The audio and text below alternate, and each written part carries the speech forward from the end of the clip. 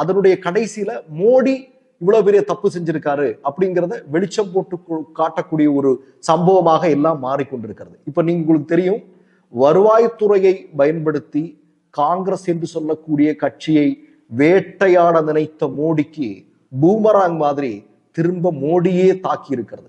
மோடியே மிகப்பெரிய ஊழலை செய்திருக்கிறார் என்பது இன்றைக்கு வெளிச்சத்திற்கு வந்திருக்கிறது. முதல்ல ஒரு 14 லட்சம் ரூபாய் டெபாசிட்டுக்காக 135 கோடி ரூபாய் காங்கிரஸ் கட்சியின் மீது ஃபைன் போட்டாங்க. இது நமக்கு தெரியும். உங்களுக்கு ஃபைன் போட்டது மட்டுமல்ல, பேங்கை ஃப்ரீஸ் பண்ணிட்டாங்க. பேங்கை ஃப்ரீஸ் பண்ணி பேங்க்ல இருந்த காங்கிரஸ் கட்சியினுடைய பணத்தை தூக்கிட்டு போயிட்டாங்க. இப்ப அந்த அக்கௌண்ட்ல பணம் கிடையாது. நல்லா யோசிச்சுங்க. நீங்க ஃப்ரீஸ் பண்றது அப்படிங்கறத வேற, தூக்கிட்டு போறது, அதை தூக்கி வேற இடத்துக்கு மாத்திட்டாங்க.